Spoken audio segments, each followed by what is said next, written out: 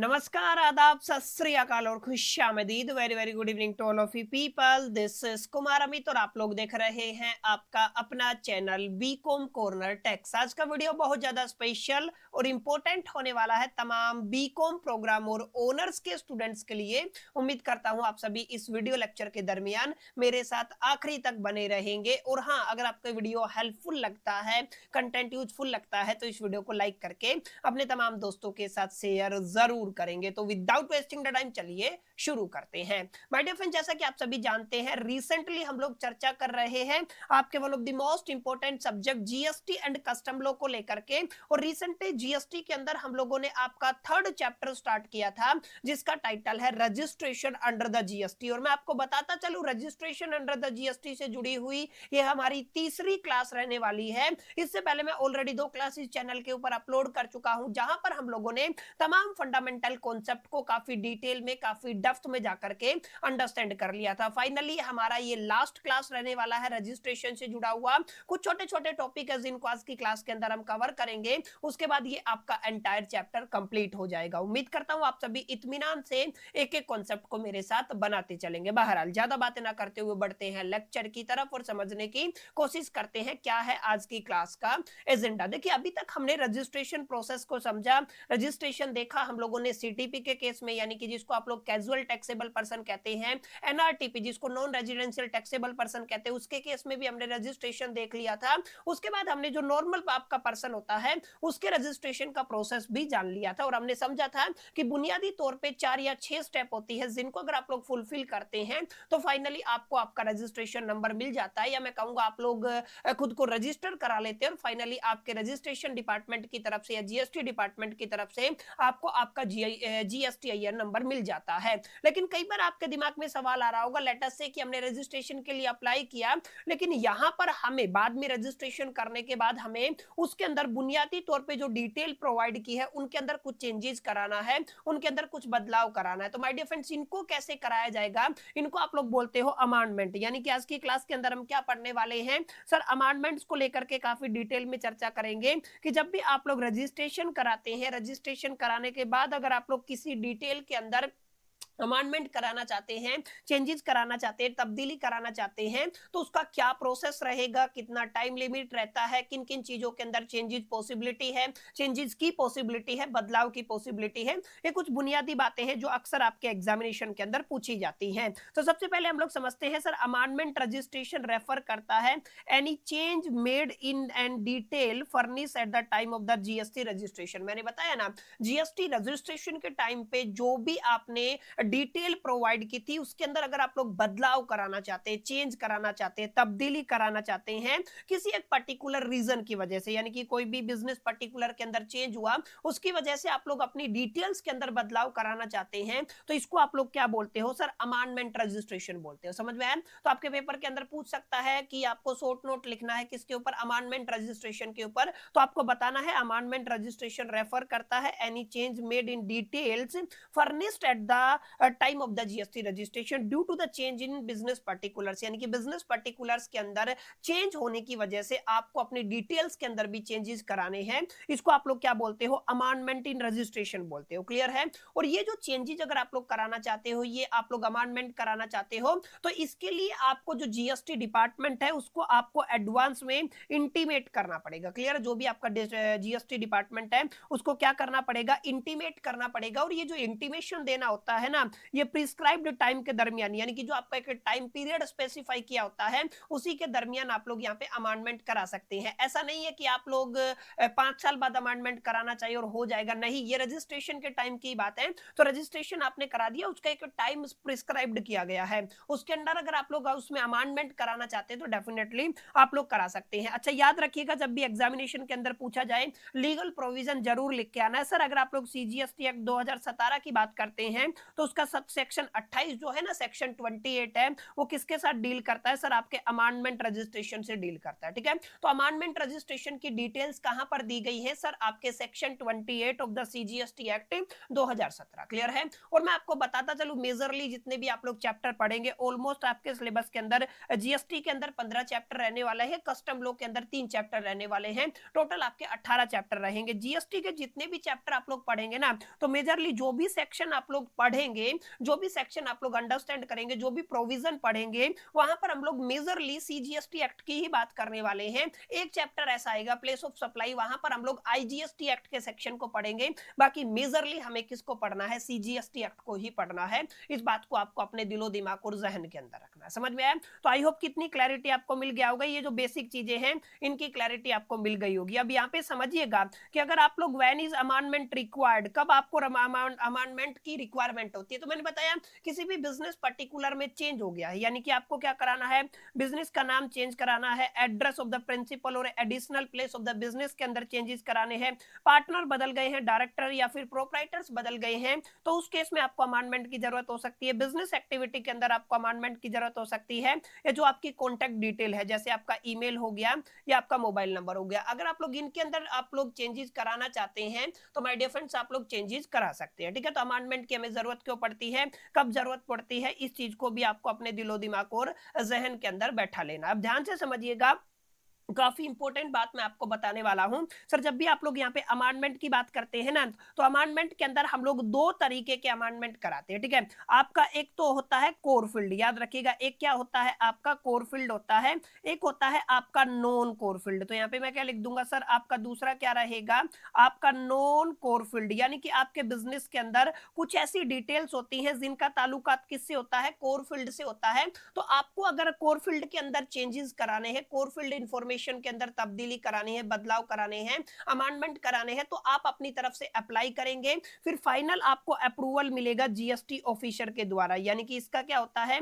GST officer का यहाँ पे इन्वॉल्वमेंट होता है। तो जो आपका जीएसटी ऑफिसर है ना, उसके ऊपर डिपेंड करता है, अगर वो यहाँ पर आपको स्पेसिफिकली आपकी डिटेल से सेटिस्फाई हो जाता है तो डेफिनेटली वो क्या कहेगा कि वो आपको अप्रूवल दे देगा। अगर वो आपकी डिटेल जो आपने प्रोवाइड की है उससे सेटिस्फाई नहीं होता है तो आपको यहाँ पे प्रोवाइड करना पड़ता है एक शो केस नोटिस। इसको आप लोग एससीएन के नाम से जान लीजिए। वैसे ऐसा शब्द होता नहीं है, लेकिन मैंने शॉर्ट एब्रिविएशन यूज किया है कि शो केस नोटिस के अंदर आपको उस पर्टिकुलर चीज का एक्सप्लेनेशन देना होता है जो जीएसटी ऑफिसर आपसे मांगता है, ठीक है। हाँ, नॉन कोर फील्ड के अंदर अगर आप लोग कोई चेंजेस, अमेंडमेंट या बदलाव कराना चाहते हैं तो यहाँ पर आपको जीएसटी ऑफिसर की अप्रूवल की जरूरत नहीं है। आपने अप्लाई किया, ये ऑटोमेटिक बेस पे होता है, ऑटोमेटिकली अप्रूवल आपको मिल जाता है। समझ में आया? जो भी अगर आप लोग बेसिक टर्म्स एंड कंडीशन को अगर आप लोग फुलफिल करते हैं, समझ में आया? तो यहाँ पे आप लोग क्या कहेंगे?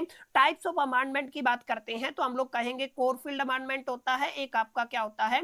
नॉन कोर फील्ड अमेंडमेंट होता है। समझ में आया? तो एक कोर फील्ड अमेंडमेंट हो गया, एक क्या हो गया सर? आपका नॉन कोर फील्ड अमेंडमेंट हो गया है। अब समझिएगा मेरी बात को, कोर फील्ड अमेंडमेंट का सर मतलब क्या होता है? अभी तो मैंने आपको समझाया ना, कोर फील्ड अमेंडमेंट का मतलब क्या होता है।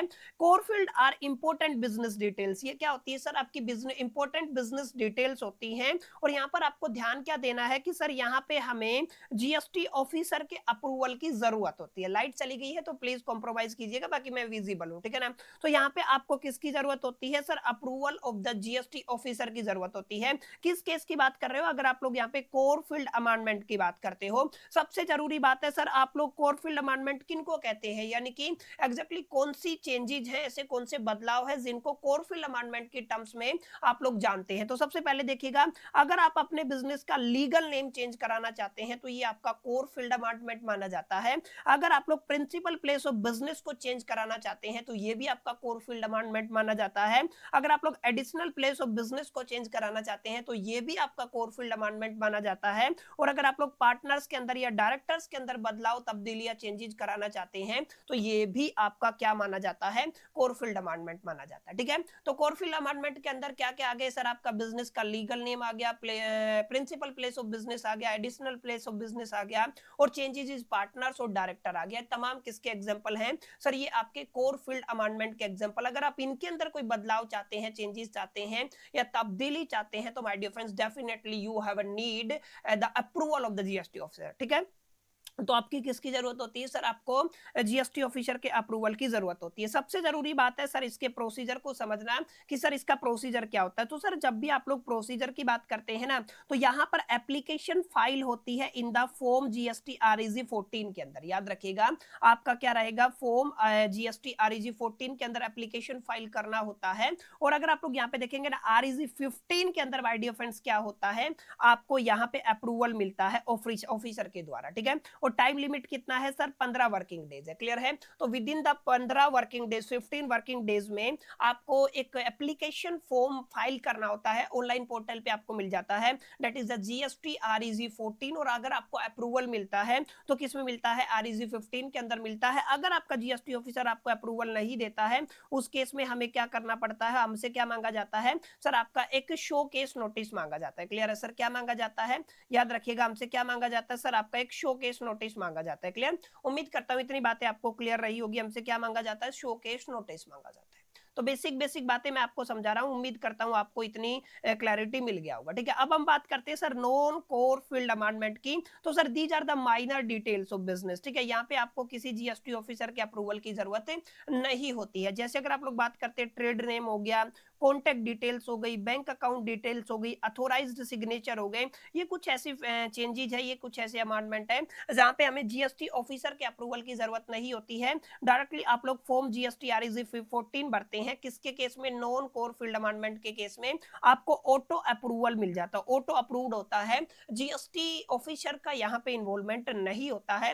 इस बात को आपको अपने दिलो दिमाग और जहन के अंदर रखना। ठीक है, तो अभी तक हमने क्या पढ़ा सर? हमने आज की क्लास के अंदर अमेंडमेंट टॉपिक स्टार्ट किया था। सबसे पहले हमने समझा सर अमेंडमेंट का मतलब क्या है, कब आपको अमेंडमेंट कराना चाहिए, इस बात को मैंने एक्सप्लेन किया। उसके बाद बताया अमेंडमेंट दो तरीके के होते हैं, एक आपका कोर फील्ड अमेंडमेंट होता है, एक आपका नॉन कोर फील्ड अमेंडमेंट होता है। कोर फील्ड अमेंडमेंट के केस में कौन कौन सी एप्लीकेशन आपको फाइल करनी है और किन किन चेंजेस के लिए आप लोग कोर फील्ड अमेंडमेंट करा सकते हैं, और एग्जैक्टली यहाँ पे जीएसटी रजिस्ट्रेशन ऑफिसर या आपके जीएसटी ऑफिसर की अप्रूवल की जरूरत होती है। और आपके नॉन कोर फील्ड अमेंडमेंट के अंदर आपको जीएसटी ऑफिसर के अप्रूवल की जरूरत नहीं होती है। यहां तक हम लोगों ने उम्मीद करता हूं समझ लिया, आपको क्लैरिटी हो गया होगा। ठीक है, तो अमेंडमेंट से जुड़ा हुआ कोई भी क्वेश्चन आता है तो डेफिनेटली आपको इस तरीके से एक्सप्लेनेशन देना है। अब हम बात करते हैं time limit for filing amendment. अगर आप लोग क्या करना चाहते हैं, अमेंडमेंट के लिए फाइल करना चाहते हैं, चाहे आप लोग कोर फील्ड की बात करें चाहे आप लोग नॉन कोर फील्ड की बात करें, तो माय डियर फ्रेंड्स आपको क्या करना है, विद इन द 15 डेज आपको अप्लाई करना है। अगर आप लोग with in the 15 days apply करते हैं तो कोई दिक्कत नहीं है, ये आपका एक सही टाइम माना गया, मतलब ये प्रिस्क्राइब्ड टाइम है। इसके बाद अगर आप लोग अप्लाई करते हैं तो आपको पेनल्टी भी देना पड़ सकता है। समझ में आया? तो अगर आप लोग with in the prescribed time limit apply नहीं करते हैं इन दैट पर्टिकुलर सिचुएशन, आपको पेनल्टी भी देना पड़ सकता है। ठीक है, तो यहाँ पे अगर आप लोग इफेक्टिव डेट ऑफ अमेंडमेंट की बात करते हैं तो sir effective date of amendment क्या माना जाएगा? तो आप लोग क्या कहेंगे सर? सबसे पहले तो हम लोग कोर फील्ड की बात करते हैं, डेट ऑफ अप्रूवल जो होता है ना उसको आप लोग क्या मानेंगे सर? कोर फील्ड मानेंगे। जिस दिन आपका आपने कोर फील्ड अमेंडमेंट के अंदर अप्लाई किया है, ठीक है, और जिस दिन आपका डेट ऑफ अप्रूवल हुआ ना वही आपका इफेक्टिव डेट कंसीडर होगा। ठीक है, और अगर आप लोग नॉन कोर फील्ड की बात करते हैं तो डेट ऑफ एप्लीकेशन को ही आप लोग क्या कहेंगे?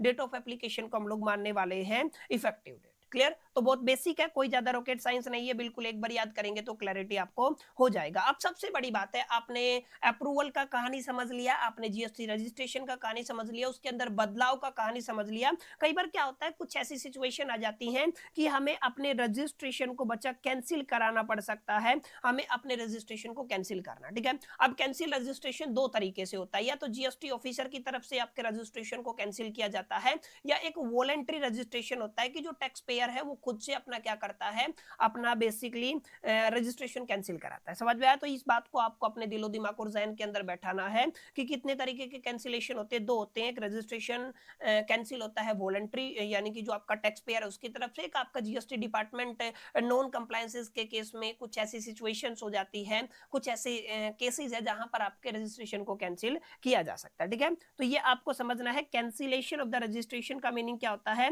डिसकंटिन्यूएंस ऑफ द द रजिस्ट्रेशन, ठीक है। आप लोग क्या करते हैं, डिसकंटिन्यूएंस ऑफ द रजिस्ट्रेशन को ही कैंसिलेशन ऑफ द रजिस्ट्रेशन कहते हैं। और एक बार आपका रजिस्ट्रेशन कैंसिल हो जाता है तो कोई भी आपका टैक्स पेयर था वो जीएसटी पे नहीं कर सकता है, टैक्स कलेक्ट नहीं कर सकता है, जीएसटी रिटर्न फाइल नहीं कर सकता, ठीक है। और याद रखिएगा यहाँ इससे जुड़े हुए लीगल प्रोविजन सेक्शन 28 रहने वाला है और 30 रहने वाला है। सेक्शन 29 क्या होता है, कैंसिलेशन और सस्पेंशन ऑफ द रजिस्ट्रेशन, ठीक है।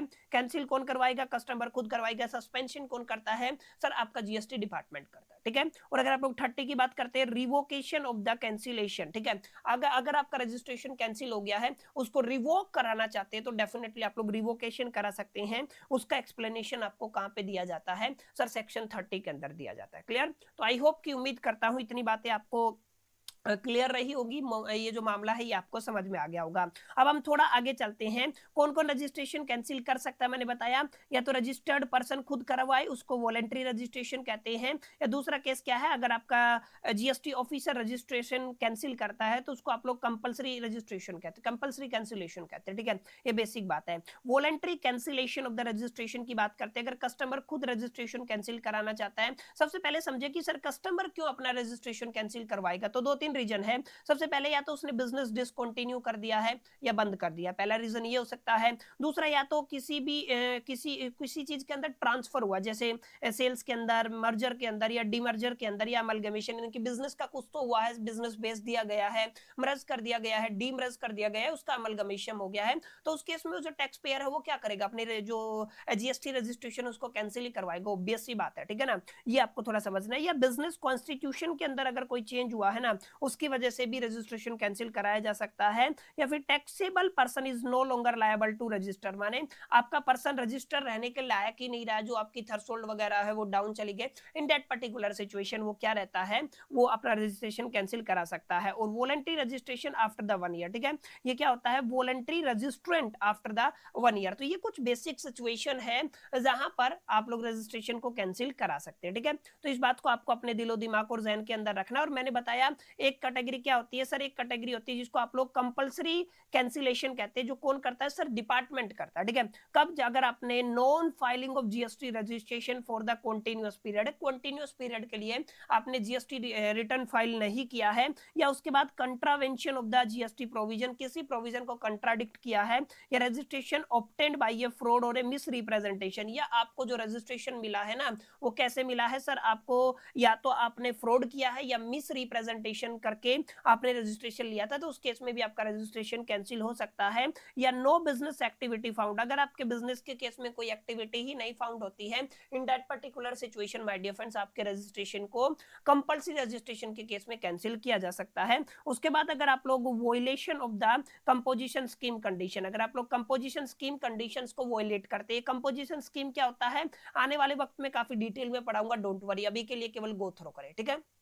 तो कंपलसरी रजिस्ट्रेशन आपको यहाँ पे देखने को मिल सकता है। उम्मीद करता हूँ माय डियर फ्रेंड्स इतनी बातें आपको क्लियर रही होगी और यहाँ तक आपको कहानी समझ में आ गई होगी कि कैसे कैसे रजिस्ट्रेशन कैंसिल किया जा सकता है, कितने तरीके के कैंसिलेशन होते हैं। बिल्कुल बेसिक बातें हैं इन टॉपिक के अंदर माय डियर फ्रेंड्स, कोई ऐसा हमें कुछ समझने वाली बात नहीं है कि भाई बहुत ही डिटेल में जाके हमें कुछ पढ़ना है, बेसिक बात है, ठीक है। अब हम समझते हैं सर प्रोसीजर फॉर कैंसिलेशन क्या रहता है। अगर आप लोग रजिस्ट्रेशन कैंसिल कराना चाहते हैं तो आपको क्या करना पड़ेगा, एप्लीकेशन करना पड़ेगा ऑनलाइन पोर्टल के थ्रू, आपका जीएसटी ऑफिसर वेरीफाई करता है, या फिर उसको कोई डाउट रहता है तो वो शोकेस नोटिस की बात करता है, वरना आपका यहाँ पे क्या हो जाता है, ऑर्डर हो जाता है या ऑर्डर दे दिए जाते हैं आपके रजिस्ट्रेशन को कैंसिल करने के लिए, दी जाता बेसिक टर्म्स, ठीक है। तो आप लोग यहाँ पे ये जरूरी बात है कि सर कौन कौन से फॉर्म हमें फिल करने होते हैं, इसको आप लोगों को थोड़ा ध्यान से समझना है कि सर कौन कौन सा फॉर्म हमें फिल करना होता है। तो यहाँ पे देखिए आप लोगों को REG 16 जीएसटी REG 16 फाइल करना होता है, और ये इलेक्ट्रॉनिक मोड में माने जीएसटी पोर्टल के थ्रू अप्लाई किया जाता है,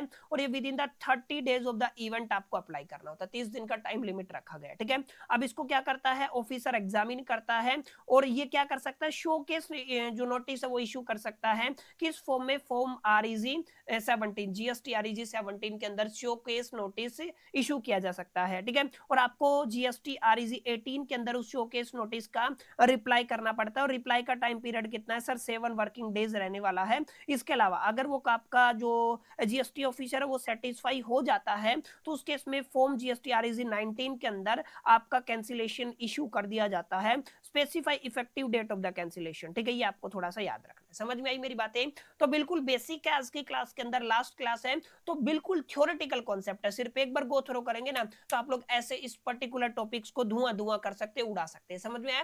तो उम्मीद करता हूं इतनी क्लैरिटी आपको मिला होगा, ये समझ में आया होगा कि एग्जैक्टली ये पूरा क्या मामला रहने वाला है। क्लियर है? आप समझिए, सबसे जरूरी बात मैं आपको समझाने वाला हूं, ध्यान रखिएगा।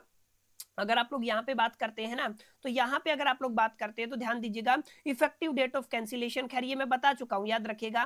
डेट ऑफ इवेंट को ही अगर आप लोग वॉलेंट्री कैंसिलेशन करते हैं तो आपका डेट ऑफ इवेंट क्या माना जाएगा? इफेक्टिव डेट माना जाएगा। कंपल्सरी कैंसिलेशन के केस में date specified by the officer क्या माना जाएगा? आपका इफेक्टिव डेट माना जाएगा। क्लियर है? और कैंसिलेशन के बाद सेक्शन 30 के अंदर लिखा हुआ है, आप लोग क्या करा सकते हैं? रिवोक करा सकते हैं। मान लीजिए बाई मिस्टेक आपके जीएसटी ऑफिसर ने आपके रजिस्ट्रेशन को कैंसिल कर दिया, ठीक है, तो आपने कोई ऐसा मतलब कोई वॉयलेट नहीं किया है और फिर भी आप लोगों का रजिस्ट्रेशन कैंसिल किया गया है, तो आप लोग क्या करा सकते हैं? रिवोक करा सकते हैं। ये बातें हमारे सिलेबस के अंदर नहीं है, तो मैं इसके ऊपर ज्यादा चर्चा नहीं करने वाला हूं। क्लियर है? उम्मीद करता हूं माय डियर फ्रेंड्स इतनी बातें आपको क्लियर रही होगी। बस ये ध्यान रखना है, अगर आप लोग रिवोकेशन ऑफ कैंसिल कराना चाहते हैं तो आपका जो टैक्स पेयर है उसको रिवोकेशन के लिए अप्लाई करना पड़ेगा in the form GST REZ 21 और टाइम लिमिट है 30 दिन के अंदर। यानी कि आपका रजिस्ट्रेशन कैंसिल हो गया बाई मिस्टेक, आपकी कोई गलती नहीं थी, जीएसटी रजिस्ट्रेशन आपका कंपल्सरी केस में कैंसिल हो गया, उस पर्टिकुलर सिचुएशन के अंदर विद इन द 30 डेज आपको REG form GST REZ 21 apply करना होगा। और आपका ऑर्डर किस में इशू होगा सर? आपका REZ 22 के अंदर इशू होगा। ठीक है, तो these are the very basic terminology जिनको आपको समझना है। सर ये रजिस्ट्रेशन क्या होता है, कब कैंसिल होता है, कौन कैंसिल करा सकता है, कौन कैंसिल नहीं करा सकता है, एग्जैक्टली इनका क्या पूरा मामला। ठीक है, उम्मीद करता हूं माय डियर फ्रेंड्स ये आपका जो आज का क्लास था आपको समझ में आ गया होगा, आपको जितने भी डाउट थे सारे क्लियर रहे होंगे। और ये जो टॉपिक है, ये जो चैप्टर है आपने तैयार कर लिया होगा। इससे पहले भी मैंने मल्टीपल क्लासेस आपको ऑफर की हैं, 2 क्लासेस मैं ऑलरेडी अपलोड कर चुका हूं चैनल के ऊपर, जहां पर काफी डिटेल में इंपॉर्टेंट टॉपिक्स को मैंने कवर कराया। वैसे तो एक भी टॉपिक मैं नहीं छोड़ता हूं, आपको काफी डिटेल में जाकर के पढ़ाता हूं। फिर भी कोई डाउट रहता है तो let me know in the comment box. उम्मीद करता हूं आज का सेशन आपको पसंद आया होगा, वीडियो यूजफुल लगा होगा। देखो यार, वीडियो यूजफुल लगा तो इस वीडियो को लाइक जरूर करो, अपने दोस्तों के साथ शेयर करना मत भूलिएगा। पहली दफे चैनल पे आए हैं तो सब्सक्राइब करके बेल आइकन को जरूर प्रेस कर दीजिएगा। इस वीडियो के अंदर इतना ही, मिलते हैं नेक्स्ट वीडियो के अंदर। जब तक के लिए तो all the best, till the keep learning.